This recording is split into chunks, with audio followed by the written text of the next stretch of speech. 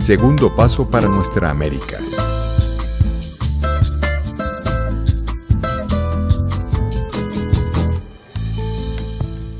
Le damos la bienvenida a todos quienes nos escuchan. Segundo paso para nuestra América. Hoy estamos en un día muy importante, el Día Mundial de Al-Quds, una fecha histórica que desde el año 1979 es celebrada en el mundo, desde que el Ayatollah Khomeini consideró tomar esta fecha como el Día Mundial de Solidaridad Internacional con Palestina, ante los hechos históricos de exterminio sistemático contra esta población. Y hoy nosotros, desde Segundo Paso para Nuestra América, queremos sumarnos a estas manifestaciones de solidaridad a través del debate de ideas. En este sentido, contamos con 3 ponentes que van a estar brindando sus ideas al respecto, sus análisis. Y comenzamos con la compañera Laila Tayendín. Ella es luchadora social, abogada, profesora de la Universidad Bolivariana de Venezuela, analista en el área de relaciones internacionales, fue diplomática venezolana ante las Naciones Unidas, representando a Venezuela en distintos escenarios, entre ellos la Comisión Internacional de los Derechos Humanos. Laila va a estar aportando sobre el debate con el tema de la situación de los derechos humanos del pueblo palestino. Gracias, Laila, bienvenida. Bueno, muchas gracias y ante todo saludos a ti, Gabriela, también al profesor Miguel Contreras y a Sergio Moya. De verdad que para mí es un placer estar aquí. Yo creo que es importante esta fecha, como todos los días también es importante, porque una de las cosas que es necesario resaltar es el día a día, ya porque existe una situación sistemática de violación de los derechos humanos en contra del pueblo palestino. Existen situaciones históricas incluso donde parte todo este gran problema en 1947 con la resolución de las Naciones Unidas, la resolución 181, donde divide el territorio palestino en dos, y los árabes que se encontraban en la zona, que superaban más de 1.400.000, pues se les dio apenas el 46% del territorio, mientras que los judíos originarios y también aquellos inmigrantes europeos que no superaban más de 550.000, pues se le otorgó más de la mitad del territorio, el 54%. Pero resulta que luego de esa resolución la cosa fue muchísimo peor y ya se comenzaron a tomar territorio que determinaba esa resolución 181, que era para el pueblo palestino, y hoy estamos viendo una Palestina totalmente asediada, donde más del 90% de su territorio, podemos decir más del 98% de su territorio se encuentra en manos de Israel, y nosotros así tenemos que denunciarlo. Pero ¿cómo es que ellos han tomado esto? Bueno, realmente son muchísimas las cosas que han determinado ellos para llegar a esta situación. Escuchábamos o hemos visto, ¿no?, masacres, violaciones, torturas, entre otros aspectos, pero también demolición de hogares de pueblo palestino, tomas de territorios y construcción de asentamientos judíos, entre otros aspectos. En el 2013, el relator especial de las Naciones Unidas para los Derechos Humanos, Richard Falk, decía que desde el año 2006, nosotros tenemos que decir lo que eso se decía en el 2013, pero la realidad continúa en Palestina. Él decía que desde el 2006 el pueblo palestino está sometido a un férreo bloqueo en contra de su población, y que esto afecta todos los estándares de la vida de esta población. Y nosotros ahí tenemos que agregar no solamente que falta de servicio de electricidad, país bueno, que tiene que tiene invierno, pues falta de servicio de electricidad, pero también el agua, porque también el agua le es cortada, los ríos le son trancados, entre otras cosas. Y nosotros también ahí tenemos que esto se extiende también a la educación, porque también en todos estos enfrentamientos hemos visto destrucción de escuelas palestinas, donde los niños, los jóvenes son formados en estas escuelas, bueno, han sido destruidas por las fuerzas israelíes. Él decía que hay poblaciones que solamente tienen acceso, y eso se mantiene, Gabriela, tienen acceso a 6 horas de electricidad. En octubre del 2020, un experto de las Naciones Unidas denunció que ya se estaban construyendo, ya se habían aceptado la construcción de 5.000 viviendas más. En todo el 2020 se puede contabilizar que se construyeron, se construyeron 12.000 asentamientos judíos en territorio palestino.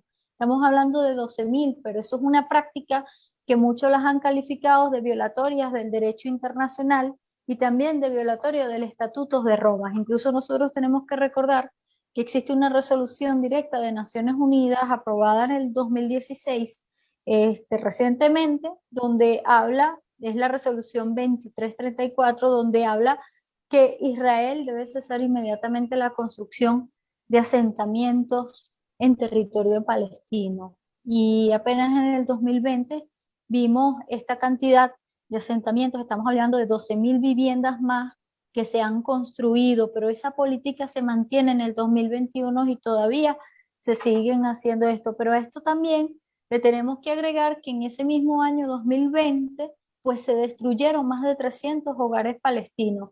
Y esto es una cifra relevante e importante porque, como veníamos diciendo, es una política de expansión, es una política de tomas de territorios palestinos, es una política también porque cuando suceden todas esas cosas también ocurren violencia, muertes, entre otras cosas, cuando ellos van a tomar el territorio palestino. También estamos frente a lo que podemos ver, ¿no? Una desobediencia a esto que dice la comunidad internacional. Si bien existen resoluciones en las Naciones Unidas donde no son de obligatorio cumplimiento, las resoluciones que emanen del Consejo de Seguridad son de obligatorio cumplimiento. Y esas resoluciones, entre esas resoluciones está esta 2334, donde dice que no pueden seguir construyendo asentamientos. Y el deber ser, si es una comunidad internacional seria y que si realmente está en la consecución de sus resoluciones, es decir, que se cumplan sus resoluciones tal como lo indican las normativas, entonces deberían ejecutar otras medidas de resolución de conflictos establecidos en la propia Carta de las Naciones Unidas, aplicando el artículo 33, una mayor vinculación de las Naciones Unidas, pero también activando otros medios como sanciones, bloqueos, entre otras cosas, que sí son aplicables justamente a este caso y pueden ser aplicables cuando hay una falta del cumplimiento de estos mandatos que provienen del Consejo de Seguridad. Lo cierto es que no ha sido así, no ha sido esta la realidad, y esto ha podido darse gracias a una componente, a una complicidad donde está en primer lugar Estados Unidos apoyando esta política genocida, esta política sistemática de toma de territorio por parte de Israel, pero también podemos hablar de la participación de otro conjunto de países, por ejemplo, estos países de la Unión Europea, que no salen más de un título, no salen más de hablar de una supuesta condena, aunque muchas veces, o la gran mayoría de las veces, no se habla de condena.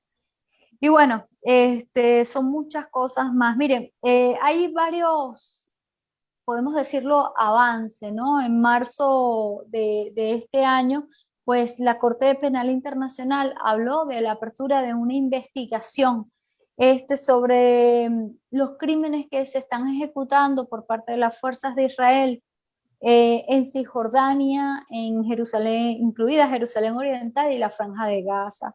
Y esto es importante porque esto es primera vez en la historia, ¿no? Estamos hablando de 1947 que esto sucede, aunque bueno, la Corte Penal Internacional tiene reciente data de creación, pero lo que estamos diciendo, una acción como tal, de una investigación seria, pues viene a darse ahora en este año que fue anunciado, y podemos decir esto es algo positivo. De hecho, no solamente la Organización de Liberación Palestina, sino también los grupos de Hamas, pues dieron la bienvenida a esta decisión de la Corte Penal Internacional. Igualmente, nosotros tenemos que recordar que, bueno, que existe una organización, un mes después, apenas estamos hablando en abril, o en la organización Human Rights Watch, que también calificó directamente los crímenes de opresión sistemática por parte de Israel como actos inhumanos, actos de segregación, crímenes de lesa humanidad, y que bueno, que va a aportar importantes datos a la Corte Penal Internacional para estas investigaciones que se están dando. Es decir, que estamos viendo que de alguna manera la solidaridad internacional, la bulla que hacen todos los pueblos en el mundo han logrado incidir y de alguna manera que no se siga, que no exista preeminencia de esos derechos de las grandes corporaciones mediáticas, económicas, prosionistas, que han impuesto una política de silencio frente a lo que sucede en contra del pueblo palestino. De hecho, el actual presidente de Palestina, Benjamín Netanyahu, habló luego de ese anuncio de la Corte Penal Internacional y dijo, y abro comillas, defenderemos a cada soldado, a cada oficial, a cada civil en la Corte Penal Internacional. Pero esto, como todos sabemos, son hechos o investigaciones que pueden tomarse muchísimos años, o muchos años, ¿no? Para no decir muchísimos, pero puede tomarse un par de años, 3 años, y esto realmente va en detrimento en contra del pueblo palestino, porque mientras que se están dando estas investigaciones, se siguen cometiendo crímenes contra estas poblaciones. Mira, en el tema de las cárceles, porque esto es importante, numerosos representantes de las Naciones Unidas han llamado la atención de esto, la práctica de encarcelar a activistas políticos, pero no solamente activistas políticos, sino al pueblo en general.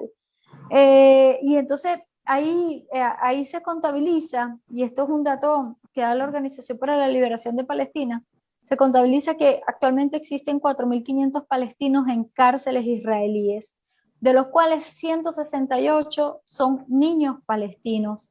Y evidentemente hay una normativa allá en la Palestina ocupada, donde una persona puede ser encarcelada sin cargos formales. De esas personas encarceladas sin cargos formales, pues se contabilizan casi 500 palestinos. Es una cifra bastante alarmante, porque estamos hablando de que ni siquiera las normas del debido proceso son respetadas a favor de los palestinos, ¿no? En total, la Organización para la Liberación de Palestina ha expresado que en total más de 1 millón de palestinos han sido encarcelados por Israel, y también aseguró que anualmente se detienen un promedio de 700 niños palestinos. Imagínate tú, 700 niños palestinos al año son apresados, aunque esto no quiere decir que se queden en cárceles, porque ya tenemos la cifra de que 400 niños 168 niños actualmente se encuentran privados de libertad. Ahora nos vamos a otro elemento, ¿no? Que son los asesinatos, entre otras cosas, y refiriéndonos también a los niños, porque también es importante rememorar, estamos hablando del Día Al-Quds, y rememorar y ver lo que está sucediendo allí en una operación sistemática en contra de una población para la toma de sus territorios. Bueno, apenas en el 2020 se asesinaron 6 niños palestinos por parte de las fuerzas israelitas. Y evidentemente expertos de las Naciones Unidas pues los han condenado, y hemos visto unas grandes condenas al respecto, y ellos lo calificaron así, por el uso de fuerza letal de manera intencional. Y además se habla de que desde el año 2000 hasta la actualidad, pues 1.048 niños fueron asesinados. Corrijo. Desde el año 2000 fueron asesinados 3.097 niños menores de edad. Otro esto, la cifra de 1048, pues está dirigido más que todo que en el año 2020 fueron heridos 1048 niños, pero en total 3097 niños han sido asesinados por las fuerzas israelitas desde el año 2000. Ellos sin contar que durante las operaciones que se han ejecutado en contra del pueblo palestino, pues se ha hecho uso, las partes de las fuerzas israelitas han hecho uso de armas y municiones prohibidas en el derecho internacional, que evidentemente podemos decir a todas luces que existe una verdadera violación de los derechos humanos, y también de las normativas internacionales, incluso que se aplican en tiempos de guerra. Ahora, hay otro elemento que también se ha hablado mucho, aunque poco, ¿no? Porque de una manera muy superficial se ha hecho, y es el hecho de la trata de órganos, el tráfico de órganos que se da por parte o en contra de los palestinos. Es decir, palestinos que se encuentran en cárceles, les son extraídos sus órganos o también en hospitales, entre otros, pues son extraídos sus órganos y son traficados, vendidos los mismos. Y también tenemos que recordar, hay una denuncia que se da en el año 2019 donde se denuncia a la organización Friendship de Estados Unidos, que bueno, esa denuncia dice que tanto Israel como Estados Unidos, a través de una especie de hospital que construyó esta organización, pues llevan a cabo experimentos con palestinos que van enfermos a estos hospitales, y bueno, y en dichos centros hospitalarios, pues son utilizados para determinados experimentos, y en otros casos también se trafican los órganos de estos palestinos. Igualmente se habla de cómo los privados de libertad palestinos están siendo utilizados como conejillo de indias para ensayos médicos para palestinos. Es decir, de que estamos viendo un sinnúmero de elementos que nosotros podemos decir que Israel comete crímenes de lesa humanidad, Israel comete crímenes en contra de la población, hay una real violación de los derechos humanos reconocido por Naciones Unidas, confirmado por las Naciones Unidas a través de sus cuerpos y investigaciones que han hecho, pero por desgracia, ante las pruebas tan evidentes, ante los elementos tan evidentes y una normativa internacional tan clara, pues todo se mantiene de la misma manera, e Israel sigue cometiendo estos actos en contra de la población palestina, y yo creo que es importante en este día recordar este sinnúmero de violaciones a los derechos humanos que comete Israel. Sí. Muchas gracias. Como decía la profesora Laila, un largo historial de violación a los derechos humanos contra el pueblo palestino que ha sido justificado por motivos religiosos, pero finalmente detrás de ese supuesto manto religioso se encuentra también toda una geopolítica en torno a Palestina, que permite entonces que el sionismo se pueda aliar con Estados Unidos, y no solamente con Estados Unidos, sino con países de la Unión Europea, para el control de estos territorios y mantener un estado de guerra conveniente para la apropiación de los recursos que tiene Palestina, ¿no? El compañero Sergio Moya, a continuación, él es profesor e investigador de la Universidad de Costa Rica, de la Escuela de Ciencias Políticas, también de la Escuela de Relaciones Internacionales de la Universidad Nacional, la UNA, es teólogo, licenciado en Relaciones Internacionales y doctora en Filosofía. Es autor de distintos artículos sobre relaciones internacionales y Medio Oriente, y actualmente coordinador del Observatorio de Política Internacional de ambas universidades. Va a estar también profundizando acerca del tema que estamos tocando sobre los derechos humanos. Adelante, profesor.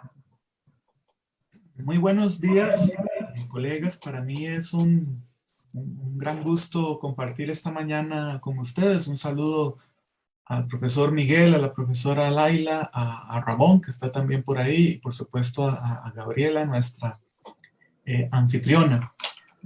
Pues bien, es un tema al que nos convoca el día de hoy, pues que nos remite efectivamente, como lo decía la profesora Laila, a un proceso histórico de desposesión que se inicia hace más de 70 años con el inicio de un proceso de colonización por asentamiento sionista en Palestina, y que pues es el disparador de esto que muchas veces llamamos conflicto, ¿verdad? Pero en realidad habría que cuestionarse si es un conflicto porque se trata más bien de un proceso unilateral de colonización sionista.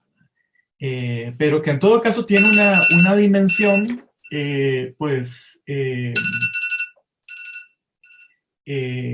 directa en la violación de los derechos humanos de los palestinos, que pues como sabemos no es un tema nuevo, ¿verdad? Es un tema que tiene pues muchísimas décadas, ¿verdad? En cuanto a lo que es efectivamente una violación sistémica de los derechos humanos, ¿verdad? Que tiene un punto fundamental en lo que se conoce como la Nakba, ¿verdad? Es decir, la catástrofe palestina, derivada pues de la partición, una partición que por cierto los palestinos rechazaron, y con todo derecho, porque se trató de un proceso que no tomó en cuenta sus aspiraciones nacionales.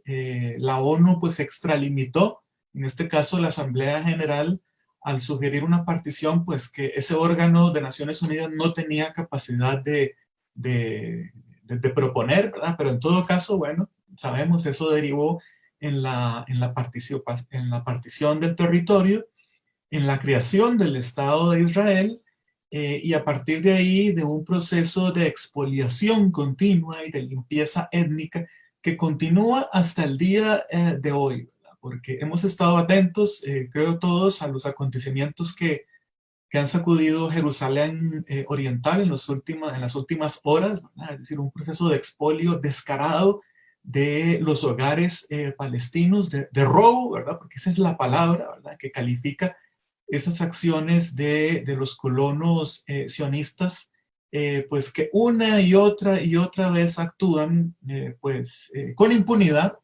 y pues casi siempre con la complicidad de un sector importante de la llamada comunidad internacional y sobre todo de pues, los poderes hegemónicos. Yo creo que pues, es necesario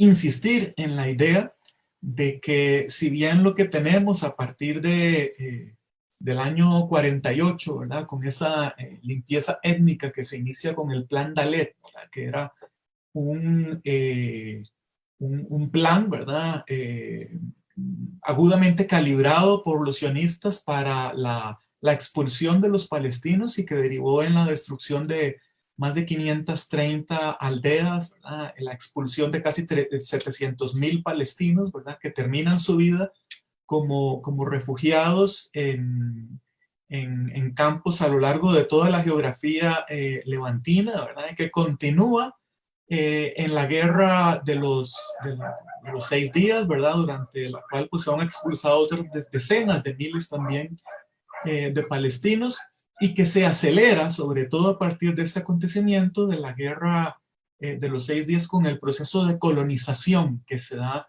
en los territorios ocupados, ¿verdad? Una colonización que, como lo decía la profesora, es pues, abiertamente ilegal ante el derecho internacional, es decir, la legislación, los tratados, los convenios son claros en el sentido de que el proceso de ocupación, colonización israelí es ilegal. No se trata de territorios en disputa, se trata de territorios que a los que Israel no tiene derecho de ocupar y mucho menos de trasladar a su población, ¿verdad? Porque esta es una de las violaciones pues más evidentes del derecho internacional público, del derecho internacional humanitario, ¿verdad? Que supone pues el establecimiento por medio de la fuerza de colonos judíos en territorios ocupados, ¿verdad? Al momento existen unos 200 asentamientos sobre toda la geografía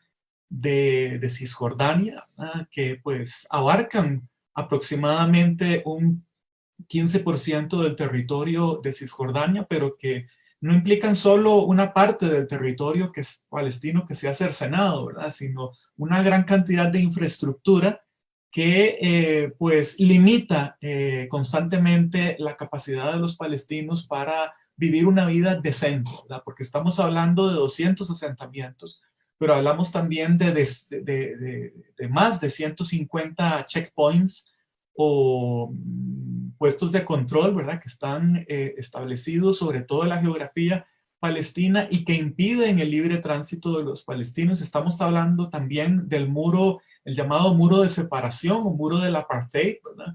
Que lejos de dividir a los dos territorios a través de la línea verde, que fue la línea definida después de la guerra de los 6 días, pues se introduce en territorio palestino. El 85% del muro del apartheid se establece dentro del territorio palestino. Quiere decir que esto implica una apropiación ilegal más del territorio, ¿verdad? Y a esto pues habría que sumar pues las carreteras del apartheid, ¿verdad? Una red de caminos pues enorme, ¿verdad? Que está ahí para el uso exclusivo de los colonos judíos, ¿verdad? Y todo lo cual configura claramente algo que ya hemos mencionado, ¿verdad? La profesora hablaba del tema del agua, pues también esto es claro, ¿verdad? Israel se apodera de los principales yacimientos de agua que hay en Palestina. Así, pues si la Organización Mundial de la Salud prescribe que lo recomendable y lo deseable en todos sentidos es que cada ser humano tenga acceso a 100 litros de agua al día, pues los palestinos reciben apenas 73, mientras que los israelíes reciben 300, ¿verdad? Es parte de esta estadística de la ocupación, ¿verdad? Que implica además, pues, la destrucción y profanación de lugares sagrados, ¿verdad? Hay una estadística de la Al-Aqsa Foundation for Endowment and Heritage que dice que 2.350 sitios sagrados islámicos y cristianos han sido profanados desde el año 1948 y esto continúa hasta nuestros días. Recordemos el caso de la iglesia de Getsemaní, que fue a la que se intentó quemar en diciembre del 2020, el monasterio de Latrun, ¿verdad? Cuya puerta fue incendiada en septiembre del 2012 y los colonos que hicieron este acto, pues dibujaron ahí un grafiti que decía Jesús es un mono, ¿verdad? Es decir, muchas veces esto se ve como un conflicto en términos religiosos, ¿verdad? En realidad no es así, pero hay una dimensión religiosa importante y es preciso mencionar algo que a veces pasa desapercibido. Es que buena parte de los palestinos son cristianos también y que los cristianos también sufren esa ocupación. No se trata de una guerra entre judíos y musulmanes, ¿verdad? Es decir, se trata de un proceso de colonización por asentamiento que viola los derechos tanto de árabes musulmanes como de árabes cristianos. Y todo esto configura pues un claro sistema de apartheid, ¿verdad? Cada vez se hace más mainstream la idea, el reconocimiento de que estamos frente a un caso de apartheid, ¿verdad? Que como sabemos según la Corte Penal Internacional, es un régimen institucionalizado de opresión y dominación sistemática de un grupo racial sobre otro grupo racial con la intención de mantener un régimen de dominación, ¿verdad?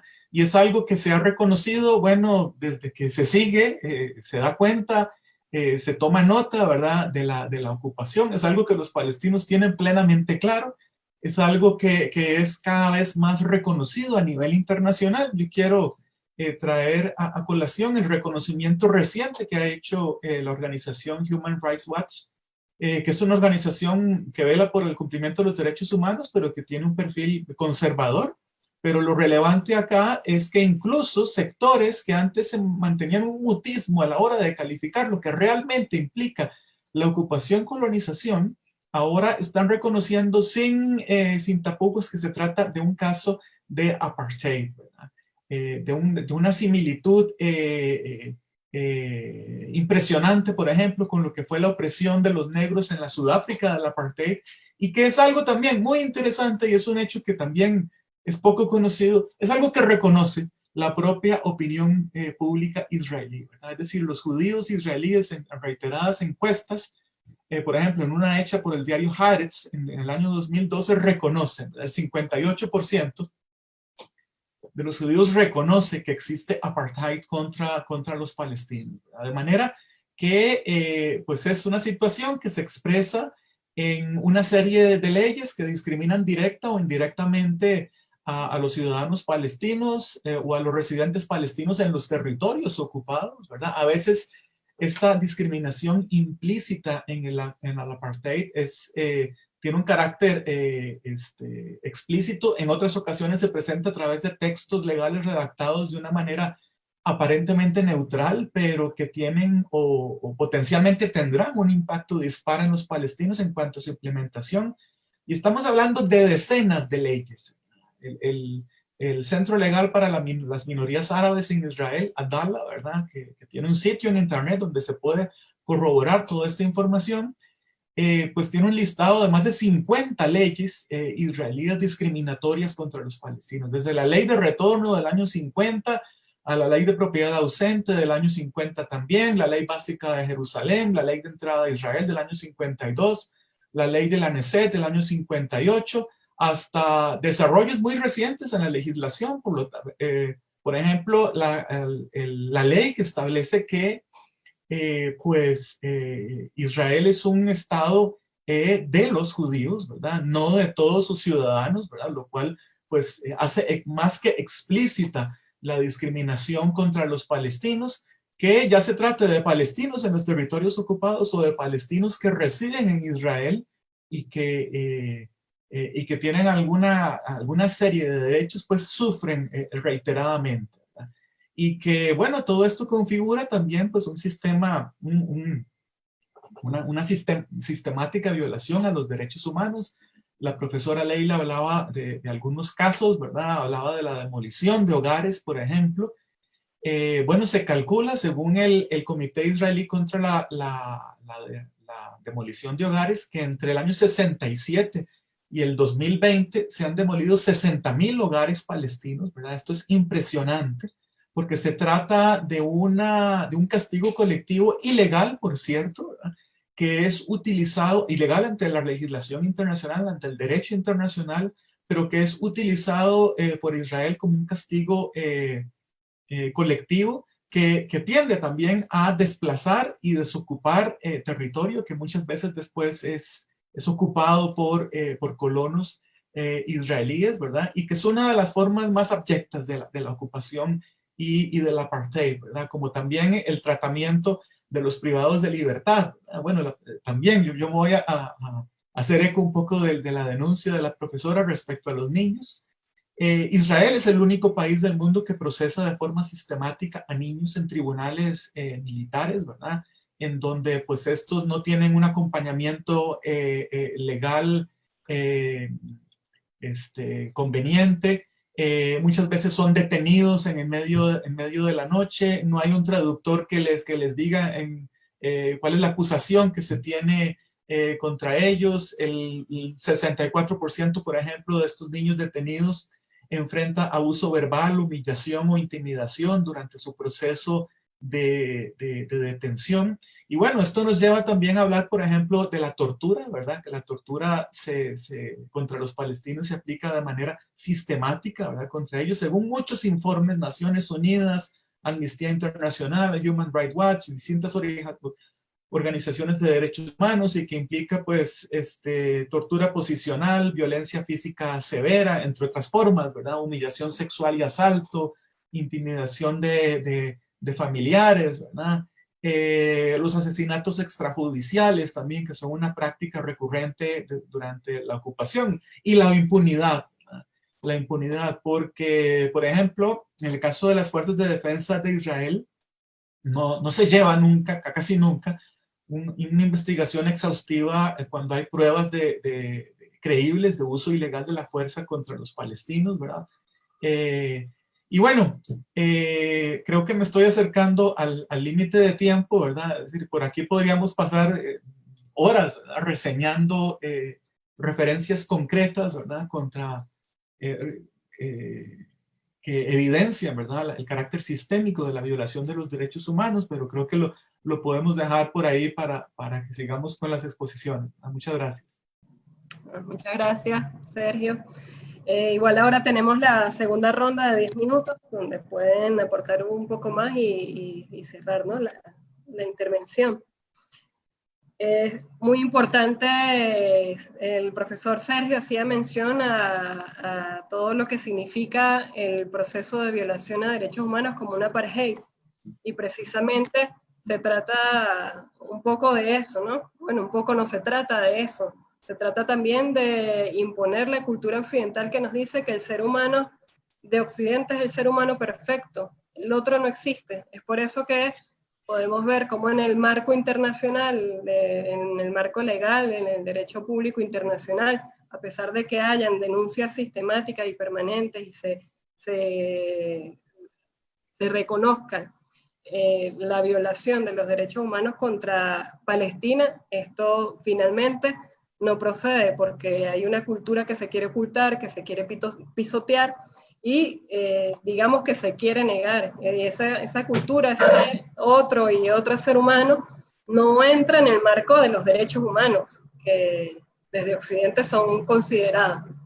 Un poco sobre esto vamos a abordar con el profesor Miguel Contreras, porque él tiene un tema allí muy importante. El profesor Miguel Contreras es sociólogo, es profesor de la Escuela de Sociología e investigador asociado a titular del Instituto Venezolano de Investigaciones Científicas, el IVIC. Él va a estar abordando la problemática palestina desde la visión, desde la lectura de Edward Said y Timothy Brennan. Edward Said, ya el profesor abordará, sabemos que dejó obras muy importantes, entre esas Cultura e Imperialismo, que nos hablan un poco de este carácter, digamos, de los significados que hay sobre toda esta realidad histórica contra Palestina. Adelante, profesor.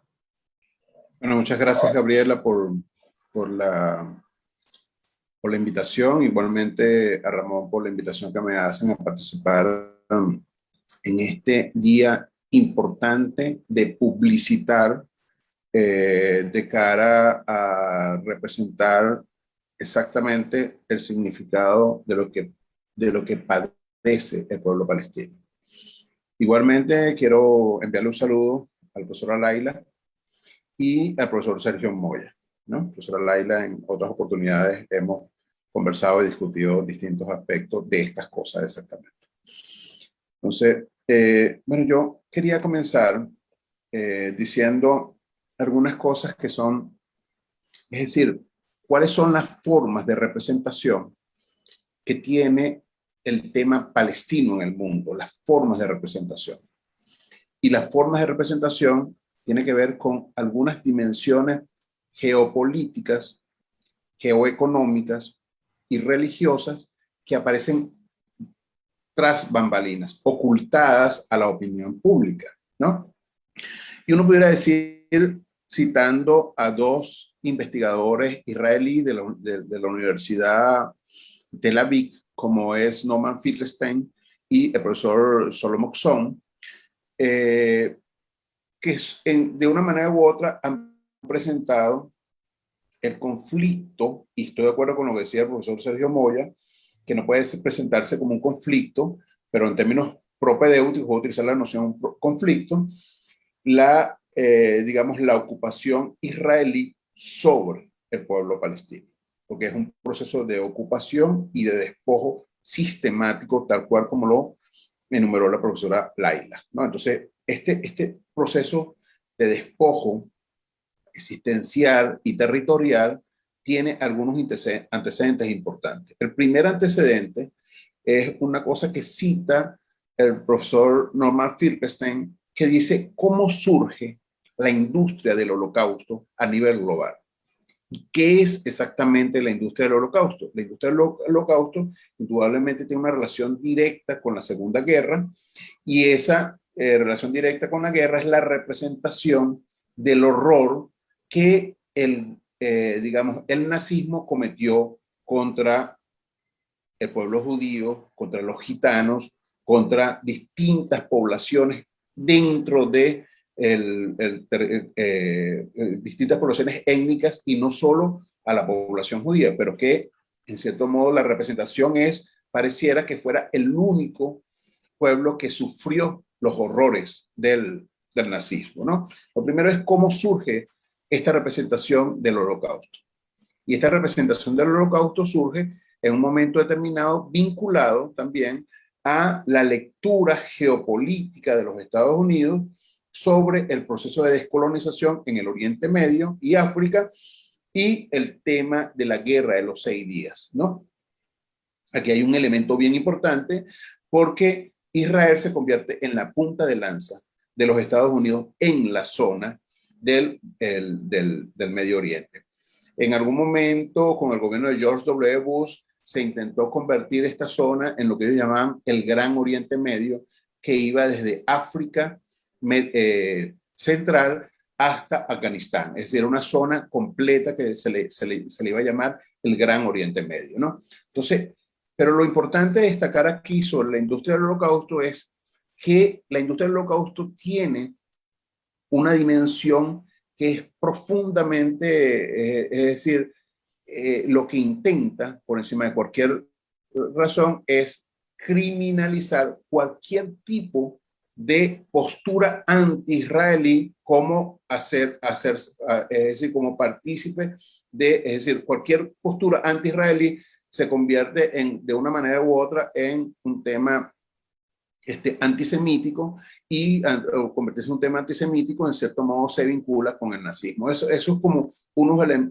los elementos más importantes que destaca Norman Finkelstein en esta dirección. Shalom Moxon, por el contrario, va exactamente a tratar de ir en la dirección de presentar lo que él llama la invención del pueblo judío y la invención de Israel, ¿no? Es decir, esas dos dimensiones, invención del pueblo judío y la invención de Israel, porque en cierto modo es como se va construyendo la teleología del pueblo elegido. Y entonces Shalom Moxon, de una forma u otra, va demostrando cuáles son las transacciones, es decir, los conflictos que van en cierto modo consolidando esta invención y que el sionismo en el siglo XIX la toma y la convierte en una gran narrativa, que es una gran narrativa la que va construyendo el sionismo en esa dirección, que se vincula a lo que Shalom Moxon llama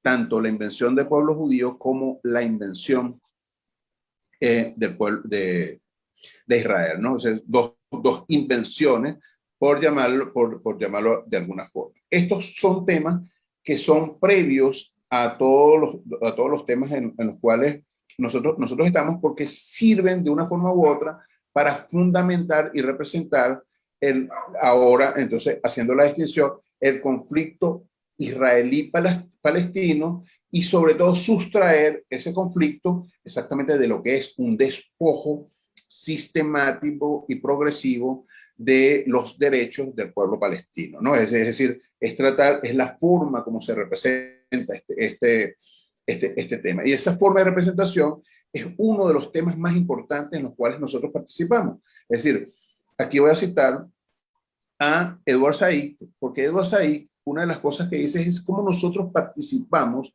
de este conflicto, ¿no? Es decir, cómo nosotros participamos de la representación de estos acontecimientos. Nosotros participamos en la misma medida también en que vamos caracterizando, en que vamos distinguiendo una cosa de otra y sobre todo cuando vamos consolidando la idea de que no estamos ante un conflicto, sino ante el apartheid, ¿no? Aquí es exactamente uno de los temas que coincide con el profesor Sergio Moya, porque lo que nosotros estamos allí es la representación del apartheid, ¿no? Un apartheid que es inclusive, que no está basado en una cuestión racial, como en el caso africano, en el sentido de una raza superior sobre otra, a pesar de que todos los temas raciales ya han perdido el sentido digamos, que se le dio al concepto de raza en el siglo XIX y principios del siglo XX, como el sentido científico de este concepto. Entonces, tenemos allí dos cosas bien importantes. ¿Cómo representamos esta dimensión que ocurre entre Israel y Palestina? Lo segundo de esto es decir, al distinguir el conflicto y nombrarlo como apartheid, entonces vamos a ver cuáles son las prácticas del apartheid. Y las prácticas del apartheid, la principal es la desposesión territorial.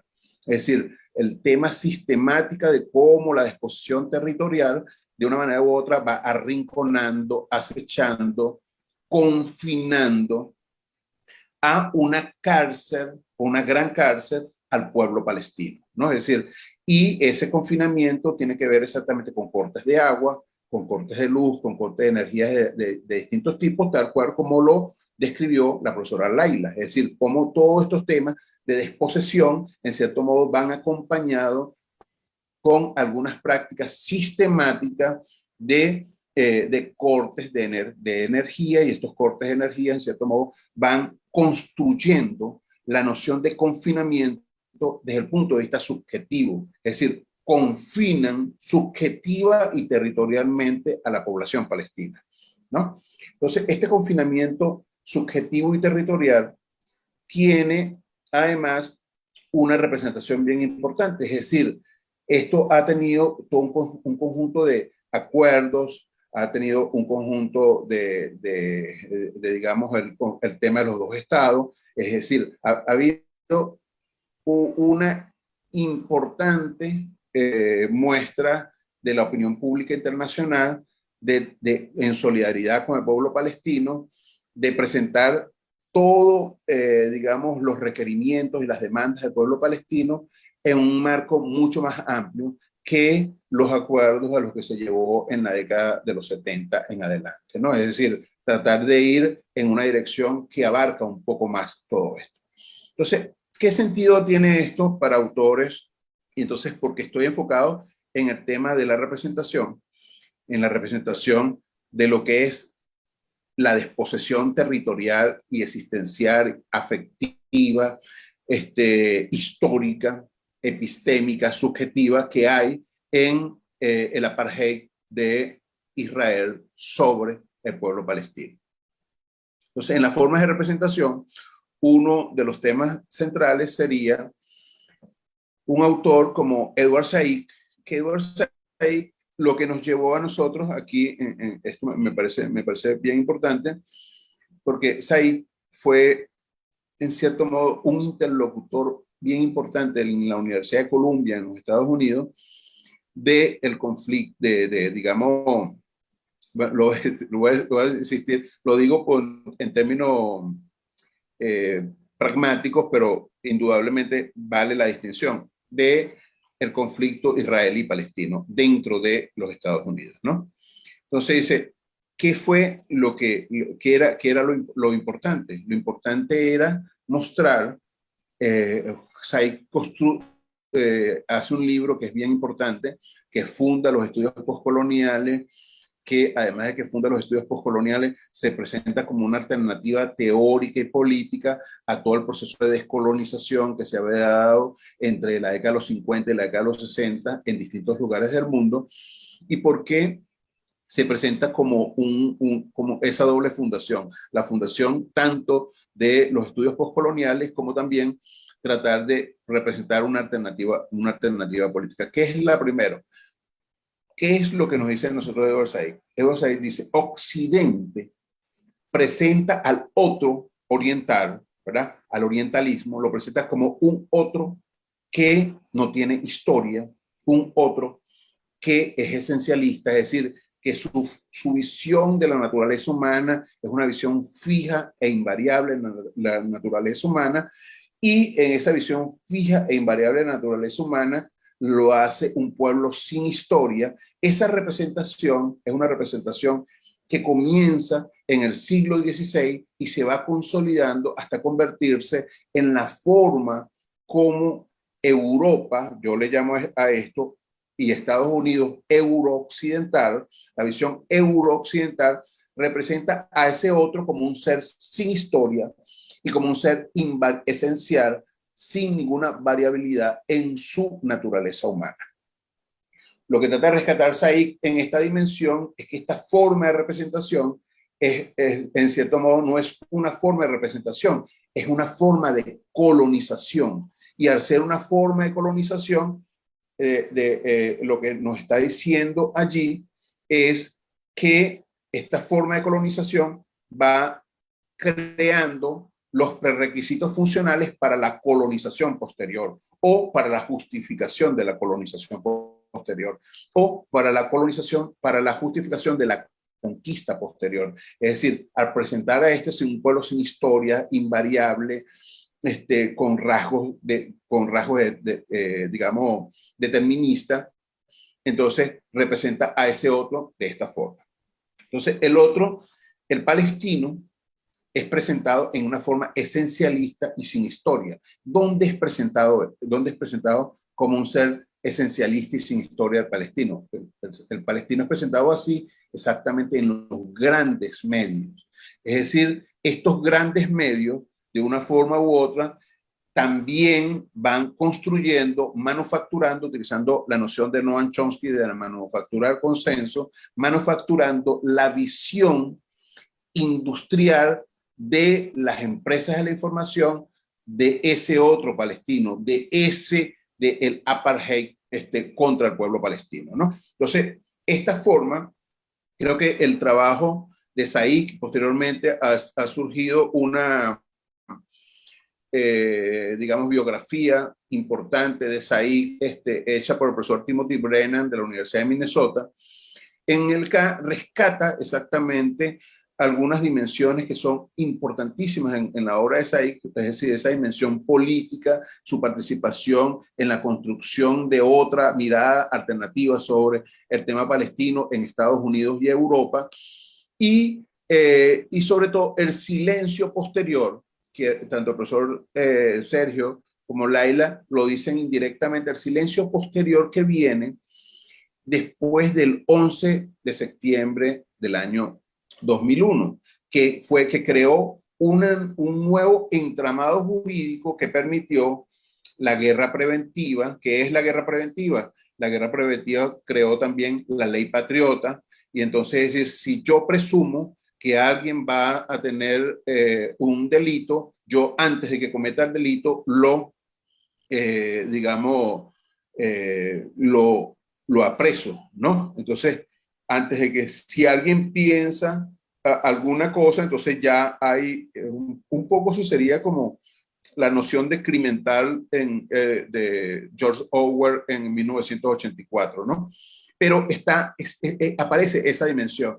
Y ese entramado jurídico es el que domina hoy el mundo, es decir, la forma como se entienden los conflictos en este momento. Es decir, tanto Israel como los Estados Unidos no suscriben los acuerdos de la Corte Penal Internacional, es decir, no suscriben, digamos, la competencia de la Corte Penal Internacional. Y al no suscribir ni firmar, es decir, sus soldados pueden cometer crímenes de lesa humanidad y sin embargo estar exentos de ser juzgados por crímenes de lesa humanidad.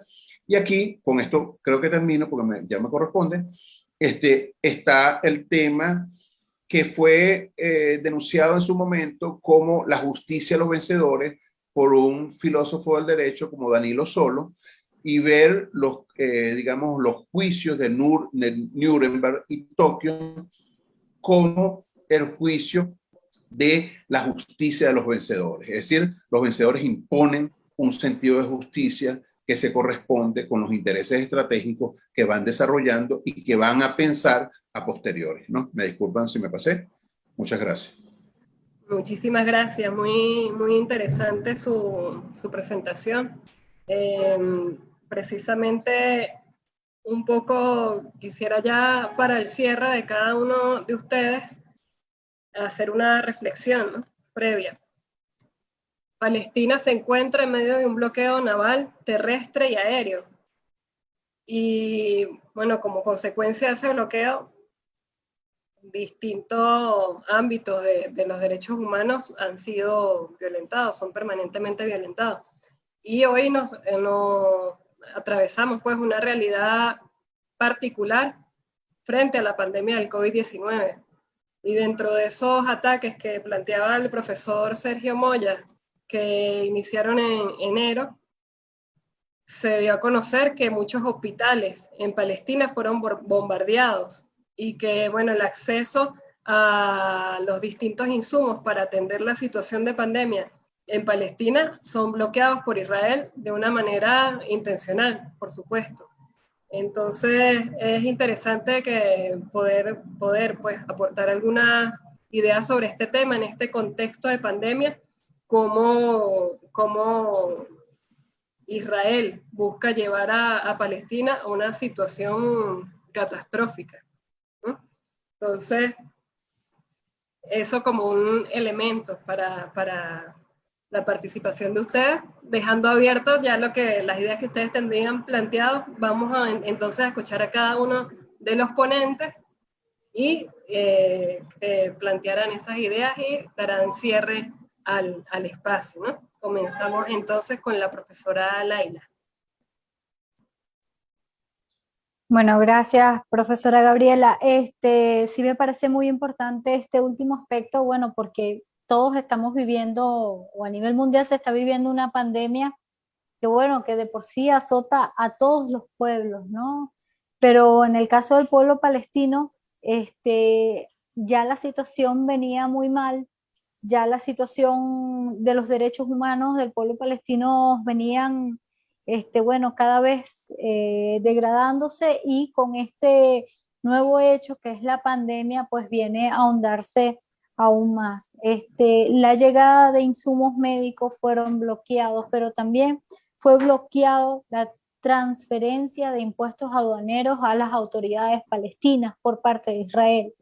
Y eso fue justamente en el 2020, fue realizado, y nosotros tenemos que decirlo adrede, y que evidentemente esto afectó o afecta a la vida del pueblo palestino, y lo hemos visto en oportunidades, pero también tenemos que decirlo que a pesar de esta pandemia, pues la política por parte de Israel se ha mantenido en construcción de asentamientos judíos, se han mantenido en la eliminación de objetivos que políticamente no les conviene, en estos asesinatos extrajudiciales, se han mantenido apresando a ciudadanos palestinos, entre otras cosas. Y un aspecto muy importante, las mujeres en territorio palestino pues sufren graves violaciones en su propio territorio por parte de las fuerzas israelitas. Muchas son asesinadas a mansalva. Y también tenemos que recordar un evento muy importante que nos muestra un poco la cara de eso, ¿no? Y cómo el soldado israelí se siente con ese derecho para poder asesinar, como si estuviera un videojuego, a niños, esos niños que se encontraban en la playa jugando, y los soldados israelíes divirtiéndose pues los asesinaban, ¿no? Y después al principio estaban diciendo que no, que ellos se confundieron y creían, pero luego las grabaciones verificó que ellos se divertían y sabían a quién estaban asesinando. Pero esto es parte de todas estas realidades. Yo creo que nosotros los pueblos, todos los que están encargados de la parte académica, pero los que están encargados de los derechos humanos, los que pueden y tienen cierta incidencia en la difusión de realidades, pues tenemos que seguir insistiendo en el tema de los derechos del pueblo palestino, seguir insistiendo en la necesidad, porque es una verdadera necesidad, la autodeterminación del pueblo palestino. Queda muy evidente que Israel no tiene la capacidad de albergar a los palestinos, porque existen leyes donde realmente se fomenta, y está muy claro allí, se fomenta la segregación y la discriminación de la población palestina.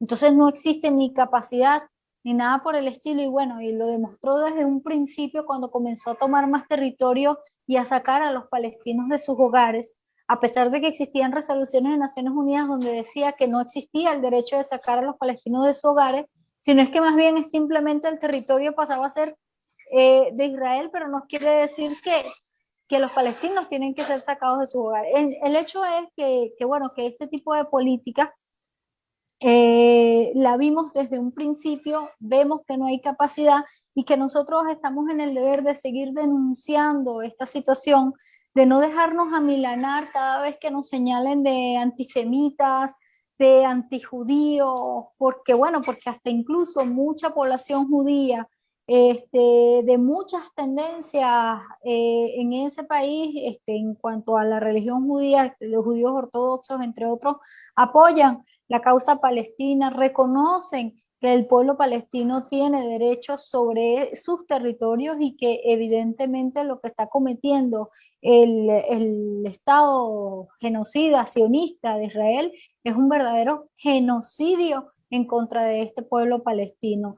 Y debemos de seguir en la denuncia. Yo creo que así sería mi conclusión, mantenernos informando, hablando, denunciando estas acciones y no dejarnos amilanar por este tipo de señalamientos que más bien lo que intentan es desviar la atención de lo que realmente ocurre allá. Eso que vimos con el nazismo, el holocausto, es una nueva repetición de esa historia, pero esta vez en manos del Estado sionista de Israel. Adelante. Gracias. Muchas gracias, profesora. Vamos entonces con el profesor Sergio Moya. Adelante. Sí, yo quisiera saber si me podrían permitir compartir una imagen. ¿Sí? Sí, la vemos, sí la vemos. Sí. Bueno, muy bien. Yo quería aprovechar estos minutos que me quedan, ¿verdad? Para hacer incidencia en algo que tal vez no hemos mencionado, pero que es importante, ¿verdad? Es decir, una ruta equivocada, ¿verdad? Una ruta ineficaz en pos de una solución justa, negociada, diplomática. Eso a la luz pues, de de gráfico que muestra pues, una línea del tiempo entre el aumento de la colonización y abajo pues, los distintos procesos como llaman, de paz, ¿verdad? Entre comillas, ¿verdad? Yo creo que es evidente que mientras se hizo un gran esfuerzo diplomático durante décadas, pues el problema en realidad en el terreno solo tendió a incrementarse, ¿verdad? En cuanto a que, pese a que se daban conferencias desde el 91, ¿verdad? Generando grandes expectativas, la conferencia de Madrid, pasando por los procesos de Oslo, etcétera, etcétera, pues como lo podemos ver en el gráfico, ¿verdad? Y sobre todo la línea gris, el número total de colonos en territorio palestino no dejó de crecer, y eso pues evidencia que pues el enfoque diplomático que se le ha dado a este llamado conflicto pues no solo ha fracasado, ¿verdad? Sino que ha sido cómplice más bien de un proceso de aceleración de la colonización por asentamiento sionista. Es decir, los palestinos no han ganado prácticamente nada, ¿verdad? Después de décadas de negociación, ¿verdad? Ahora, pues aquí habría que agregar el llamado acuerdo del siglo, ¿verdad? Que promovió el presidente Trump sin consultar una sola palabra, ningún criterio a los palestinos, ¿verdad? Y que presuntamente iba a ser la solución al conflicto. Bueno, una cucharada más de diplomacia occidental, ¿verdad? Esta vez, pues, echando por tierra todos los esfuerzos multilaterales que se habían dado, ¿verdad? Incluso la política tradicional exterior de los Estados Unidos que llegó a incorporar hace ya algunas décadas a los palestinos con una vocería legítima, ¿verdad? Eso se echó atrás en la administración Trump. Es un momento pues desolador, ¿verdad? Porque evidentemente la posibilidad de un Estado palestino independiente se ve severamente dificultada en cuanto a su viabilidad cuando tenemos casi 700,000 colonos judíos en territorio palestino, ¿verdad? Lo que ha hecho del territorio pues una fragmentación, una atomización, es un gran queso suizo, ¿verdad? la Cisjordania palestina, ¿verdad? Sin ninguna posibilidad para continuidad territorial, para carreteras que comuniquen a los distintos poblados palestinos, aldeas, zonas de cultivo, infraestructura, etcétera, ¿verdad? Bien, esa es como la parte negativa. La parte positiva es que hay un creciente reconocimiento internacional de que el problema de los palestinos no puede persistir, que hay que dar una solución justa, verdaderamente justa a este problema, ¿verdad? Lo cual pasa por reconocer sus derechos al territorio, el derecho de los refugiados de retornar de los lugares donde fueron expulsados desde el año 47, incorporarlos plenamente como sujetos de derecho, ¿verdad? Con plenos derechos civiles, con capacidad para autodeterminarse. Y esto es algo que pues que en alguna medida está en nuestras manos también como académicos, como activistas, ¿verdad? Como comprometidos con esta causa, ¿verdad? Porque ante una realidad que procura pues cimentar los llamados hechos consumados, ¿verdad? Creo que pues la situación de los derechos humanos contra los palestinos, ¿verdad? Pues es una situación que constituye una afrenta, ¿verdad? Para todo aquel que crea genuinamente en no solo los derechos humanos, sino también el derecho a la autodeterminación, la justicia y el derecho a la paz de este pueblo. Terminaría con eso. Voy a dejar de compartir entonces. Ajá. No, muchas gracias, profesor Sergio. Decía que bastante interesante esa presentación, todo un estudio histórico del impacto que a nivel de la comunidad internacional ha tenido o no ha tenido en la realidad palestina, ¿no? Continuamos entonces con el profesor Miguel Ángel Contreras. Adelante. Gracias, Gabriela. Bueno, un poco quería retomar como un concepto que viene de Marx, que es el concepto de acumulación originaria, y entonces cómo a partir de la acumulación originaria se crean las condiciones para, digamos, fundar todo lo que es la civilización del capital, ¿no? Es decir, la acumulación originaria es previa a la fundación del capitalismo como sistema histórico. Si nosotros vemos cómo en los últimos tiempos este concepto ha sido enriquecido por David Harvey cuando habla de acumulación por desposesión y por Judy Butler también hablando del tema de la desposesión, el tema central para nosotros cuando hablamos del conflicto, del tema palestino, es la cuestión de la desposesión. Porque la desposesión, en cierto modo, elimina completamente cualquier posibilidad, es decir, de una vida digna para el pueblo palestino.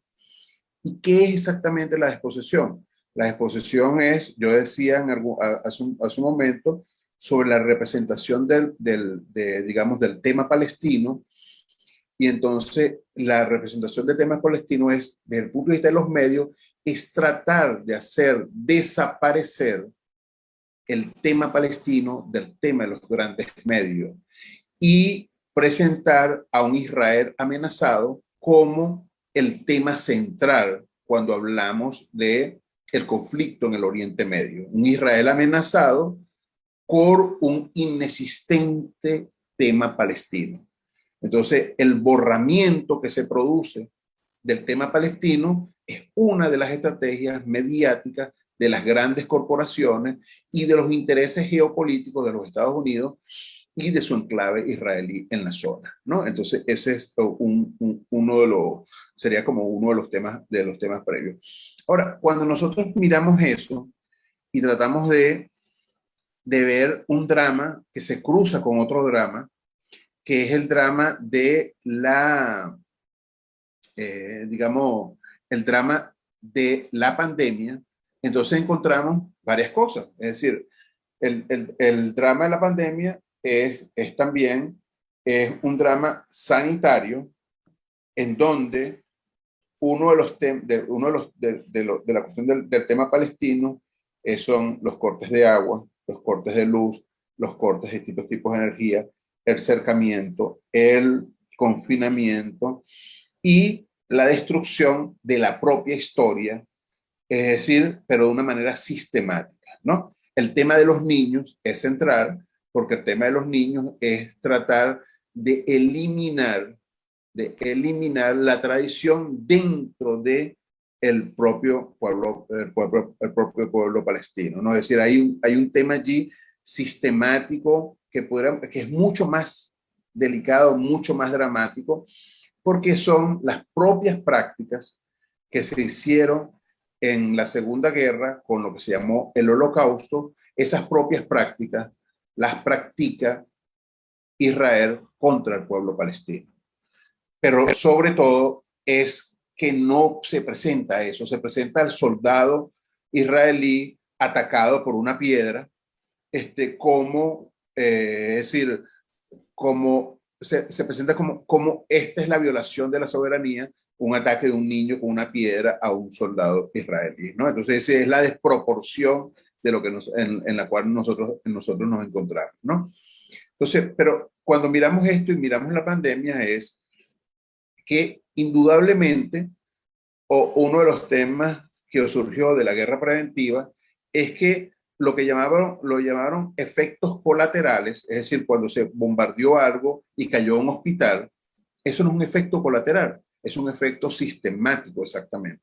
Eso forma parte de la destrucción subjetiva de la persona en el territorio, y esa destrucción subjetiva de la persona en el territorio se hace es quitándole cualquier tipo de lazo, inclusive el resguardarse ante la Convención de Ginebra, que es resguardarse un hospital en un momento determinado. O sea, ya todas estas cosas no existen, y esa sistematicidad se ve claramente en que Israel puede exhibir en este momento que se ha vacunado a un gran porcentaje de la población y le niega todos los derechos de salud al pueblo palestino. Es decir, son dos cosas que ocurren de forma simultánea, y esto es el drama al cual nosotros nos enfrentamos. Nos enfrentamos a una tarea que tiene distintas dimensiones. Una de las dimensiones es la dimensión política, diplomática, militante, de no desmayar en la presentación del tema palestino, del apartheid sobre Palestina. Y la otra es la que nos compete a quienes trabajamos en el mundo de las ideas, ¿no? Citar una frase que hace Edward Said cuando dice que el intelectual tiene que necesariamente participar de este tema. Said cita a Adorno y el tema del exilio, es decir, el exilio es el ejercicio de la crítica de una manera descarnada por parte del intelectual. Es decir, la forma de representar este conflicto es una de las grandes tareas de la disputa político-espiritual en la cual nosotros nos encontramos. Le agradezco a Ramón, le agradezco a Gabriela, le agradezco a Sergio y a la profesora Laila por haber participado en este evento. Bueno, muchas gracias. Agradecido. Bueno, muchísimas gracias a los tres participantes que estuvieron con nosotros. Yo quisiera cerrar acá diciendo, bueno, sobre la importancia, ya decía el profesor Miguel Contreras, frente a ese silencio impuesto, la importancia de continuar con estos espacios de debate de ideas, de difusión de ideas y de solidaridad con el pueblo palestino.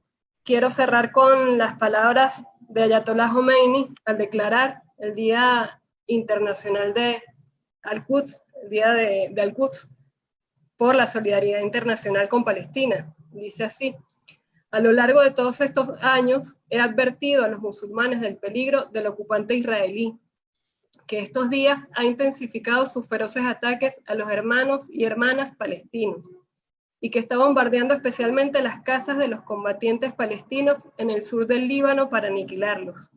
Pido al común de los musulmanes del mundo y a los gobiernos islámicos que se unan para cortarle la mano al invasor y a sus partidarios. E invito al conjunto de musulmanes del mundo a elegir como día de Al-Quds el último viernes del mes bendito de Ramadán, que es uno de los días del destino y puede ser decisivo para la suerte de los palestinos. y proclamar en manifestaciones la solidaridad internacional de los musulmanes en apoyo a los derechos legales del pueblo musulmán. A Dios Altísimo le pido la victoria de los musulmanes sobre quienes lo niegan. Sea con ustedes la paz, la misericordia de Dios y sus bendiciones. Son las palabras de Ayatollah Khomeini en 1979 al declarar este día. Bueno, muchas gracias a ustedes, muchas gracias al profesor Sergio, al profesor Miguel Ángel Contreras, a la profesora Laila, y bueno, seguimos adelante impulsando este tipo de espacios. Muchísimas gracias. Un abrazo. Gracias, Gabriela. Segundo paso para nuestra América.